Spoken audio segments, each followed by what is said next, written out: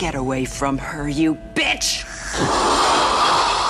And you will know my name is the Lord when I lay my vengeance upon thee. Ian, freeze! Get the cannon! Get rid of the fire! D is silent here, baby. You're listening to DMR. I'll be throwing one of these in with every purchase of 500 million or more. It's a piece.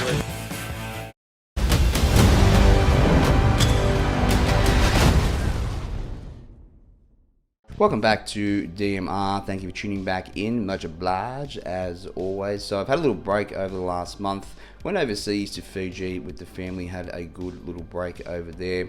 And I was having a lot of fun with my new DJI Mini 2 drone, taking some spectacular footage. And then that carried over back here in Australia when last week, as we can see up here on the screen, I captured some amazing exclusive footage of a mother humpback whale and her calf cruising up the coast of Sydney at a place called Kurnell in southern Sydney. So an amazing opportunity there, and I now know what Alan Grant felt like when he saw the Brachiosaurus, seriously, in Jurassic Park.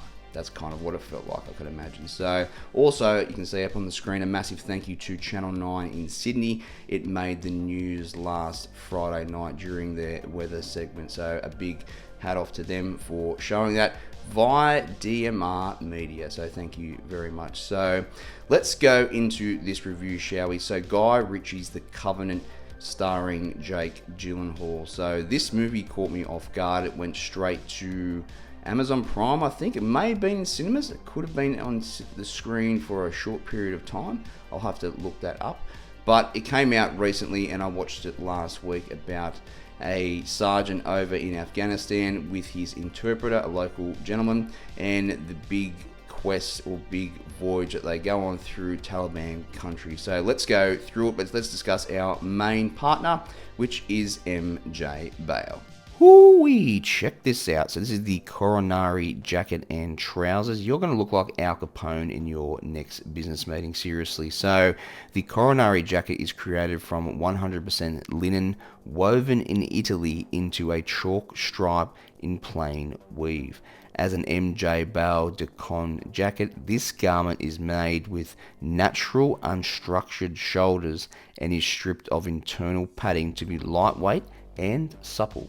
Cut to our slim fit, it features a notch lapel and is half lined. So look at that, absolutely sharp as a nail, and you'll receive 30% off at the checkout on MJ Bale.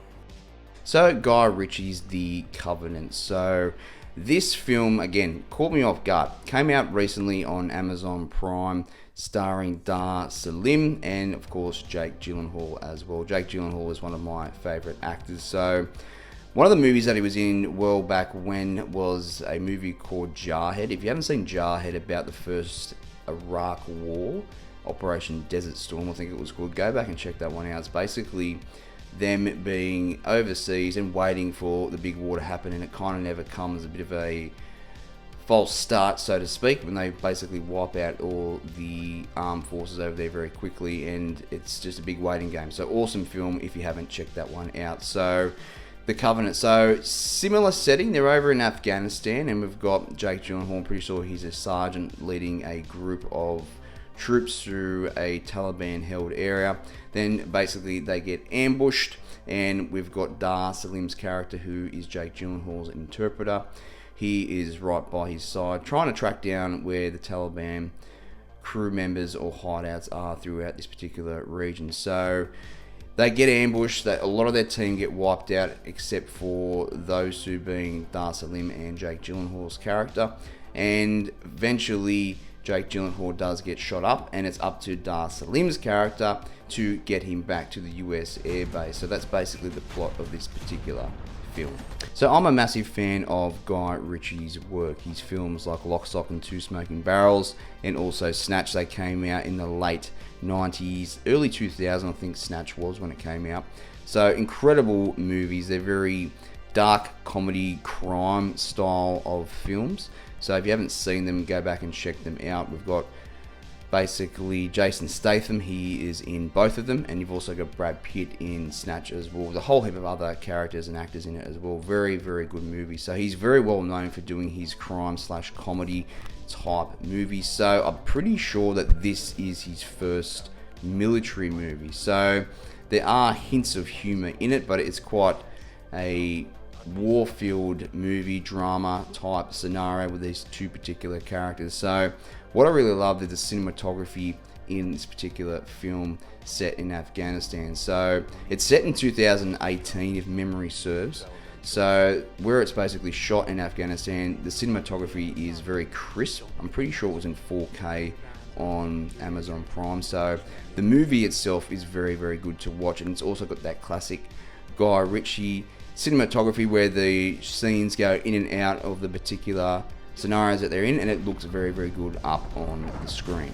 So when Dar Salim's character finally gets the shot up Jake Gyllenhaal's character back to the airbase, he is sent home there, but he recovers, and it's basically playing on his mind. It's eating him to death, basically mentally, that he has left his interpreter over there in Taliban country, and it was basically a pact that he was supposed to get him and his family out of harm's way and back over to the States. So against everything that he's gone through, he knows that he should really stay for his family. He has to fulfill this pact, and he manages to get a private security company to get him back into Afghanistan and track down his interpreter, being Dar Salim, and his family. So very cool story, very unique. I don't think we've seen anything like this before, and it all plays out very, very well up on the screen.